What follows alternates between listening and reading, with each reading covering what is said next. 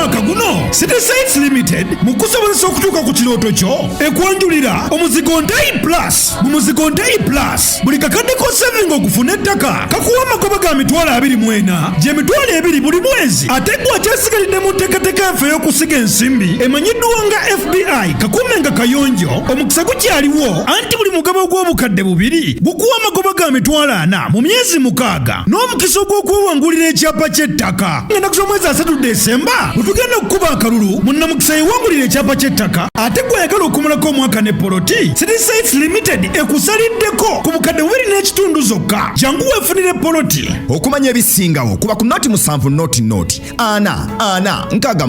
Katikkiro wa Buganda Charles Peter Mayiga avumiridde ebikolwa by'abayindi ebyokulwana ennaku zino byayogeddeko ng'ebyonoonye ekitiibwa ky'omulimu guno nga byetaaga bikome mangu. Oyina okuba n'empisa era kikulu nnyo abayimbi okwewala effujjo. Waliwo abayimbi omu ye Alien Skin male Palaso balwanye katono battiŋŋane. Lwaki ebibatawaanya tebajja wano nembayamba ne babitereeza? Kiki ekyo ekibatawaanya ekibatuuka okwata ennyondo n'amajambiya kati omuntu bw'afiira mu ntalo ezo? Katikkiro avumiridde ekikolwa eky'omuyimbi Alien Skin saako munne amanyiddwa ennyo nga Palaso abaafuna obutakkaanya gye buvuddemu omu n'atuuka n'okulumba amaka ga munne n'ayonoona ebintu ebikalu. Ekyokubiri ffe abaagala okusanyusibwa tutya. Bwe naagenda mu konsati ye Alien Skin bayinza okunkubirayo ejjambiya oba ejjinja. Kiki ekibalwanyisa kye batasobola kuteesaako? Waliyo n'abantu abalala bannya basobola okubatuuza ne baba tebazze wano ensonga ne bazitereeza. Amaanyi g'omuyimbi tegali mu ggaali n'akatono. Eggaali ge gabinja ag'abayaaye ge batambula nago. Olwaleero asisinkanye omuyimbi amanyiddwa ennyo nga Spice Diana era n'amukubiriza okwewala empisa enkyukyufu okusobola okukuuma omulimu gwe.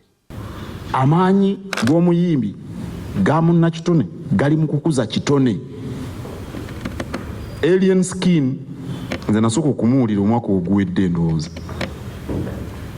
Nali ndi mu Amerika eyo omuntu omu n'ampeereza obubaka nti kakati Palaso ndowooza ye Mayanja Kabaka yali kyajje amuyita okumuyimbira ku mazaalibwa ge nti yakubye omuyimbi yamukubye oluyi namubuuza yakubye muyimbi kyoli nti bamuyita Alien Skin nze nga simuwulirangako. Katikkiro Mayiga ategeezezza wabula nga ababiri bano bwe bakyalinawo omuwaatu okuddamu okutegeeragana era nga naye asobola okuyingira mu nsonga zino n'abategeeraganya.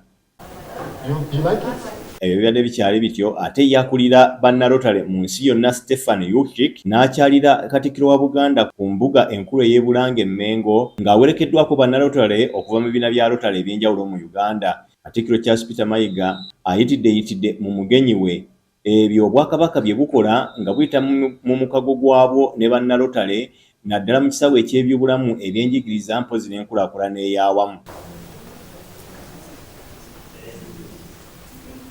Tuffe nnyo ku nsonga ezikwata ku bantu era nga tusoosowaza ebyobulamu nga tusoosowaza obutonde nga tusoosowaza enkula y'abaana. I have heard for a long time about the specialness of this country when it comes to Rotary service. There is such great opportunity here for membership growth, for continued support of our Rotary Foundation, and for doing more work in our communities. Yes, Stephen Yuchik yeebazizza Obwakabaka olw'okukolagana ennyo ne bannalotale okusobola okuggyayo ebigendererwa byabwo n'okukyusa embeera z'abantu. Ono agamba nti bo tebakolera kusasulwa kubanga ensimbi si empeereza gye banoonya wabula okuleeta essanyu mu bantu naddala beetaaga okubeerwa